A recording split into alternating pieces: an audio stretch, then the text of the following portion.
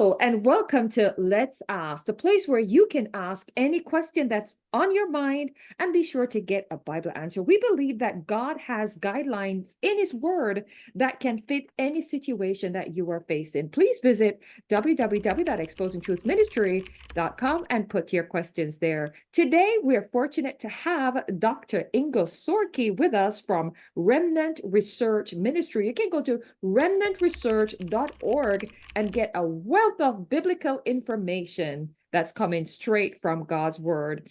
Dr. Sorke, you're in the hot seat again. Let's ask Dr. Sorke, the 1,000 years of peace, the millennium, will that be before or after Christ returns?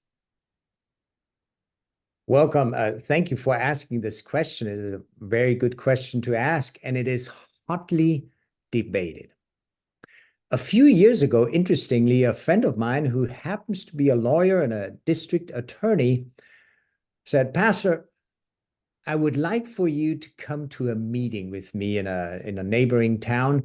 There will be a lawyer, a Baptist pastor, and a Presbyterian minister discussing the millennium." It almost sounds like one of those funny stories where three preachers go into a bar, but no, this is serious. And they did a fine job discussing this. The lawyer argued he was amillennial. He argued this is just symbolic language. There will not be a millennium. It's just symbolism. The Presbyterian minister argued that Christ will return after the millennium. It's a trajectory that we merge here on earth. We will finally figure out how to create peace and safety on earth, and we will merge into a time period as humans, surprisingly, into 1,000 years of bliss on earth. The Baptist pastor argued for the premillennial view. From Scripture, especially Revelation chapter 20 and 21, and there are, no pun intended, there are many ands in Revelation chapter 20 and 21. And I would argue as well that some of these ands mean then, that there is a tight sequence articulated. It is a real 1,000 years. I do not see a symbolism that needs to be argued away or so. I think this is a genuine time period that God gives us for a specific reason. More on this in a minute. But I looked it up in Strong's Concordance, taught Greek for almost 20 years, and sure enough, the word kai in Greek, and, can mean but. I went to this store, but she went to another store. That is and. A plus B would be and. Are you following me? But the word and can also have a temporal sense, where the Bible is constructing a sequence. First A happens, then B happens, then C happens. And when I read Revelation chapter 20 and 21 and 1 Thessalonians chapter 4, verse 13 through 18, write those down, look them up. 1 Corinthians 15, there is talk of something happens and then something happens and then something happens. And what I think Revelation is articulating is a sequence where we have a time of trouble. I'm simplifying. We have the return of Jesus Christ. The righteous dead rise. Those who are righteous living, they will meet the Lord in the air. And it is at that point that we have 1,000 years, or the Latin word millennium, beginning, lasting 1,000 years. And then there will be more events. And then God, Revelation chapter 21, will recreate heaven and earth. Oh, what a day that will be. So I personally, from my study and reading of Scripture and how I understand the text, it is defining and formulating a sequence of Christ coming first, and that then is the beginning of the millennium. And I could stop here, but let me add two more things that I find fascinating. We can argue, well, but what about this? And what about that? And the people who think he has a millennium on earth, put that aside for a second and think about the following. Number one, it takes us 1,000 years to process the last 6,000 years of sin and suffering.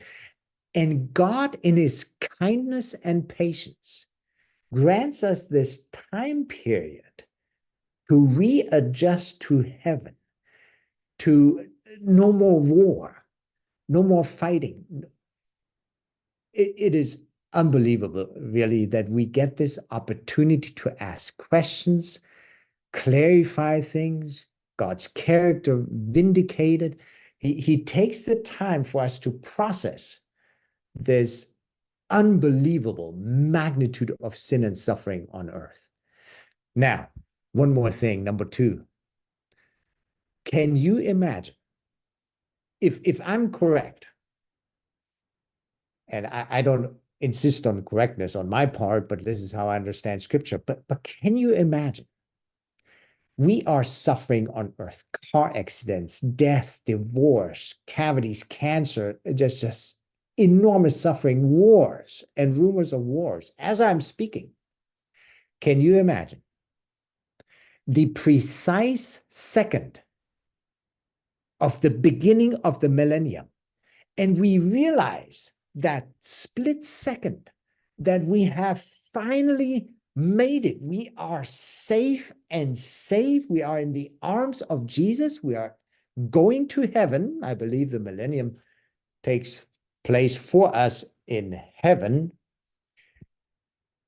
But this moment, apart from theology and who's right and who's wrong, and amillennial and postmillennial and pre and all, put that aside. Imagine, put that aside and imagine that you get to experience the split second when heaven is no longer a theology, no longer a promise from scripture, no longer a hope, but a reality in your life. And so beyond the arguments for and against and Baptist pastor and Presbyterian minister, I just want to extend an invitation to you. Do not miss this first second of 1,000 years. I think purpose of life. Love your neighbor, love God, of course, but don't miss that moment. The first moment of the millennium. I hope you and I will be there by the grace of God. Thank you so much, Dr. Ingo. I am so excited, looking forward to that 1,000 Yes. years millennium. Be As you amazing. stated, we will be in heaven to see Jesus and to see God and to be with the angels.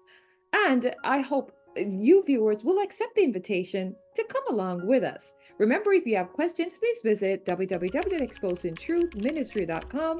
Put your questions there.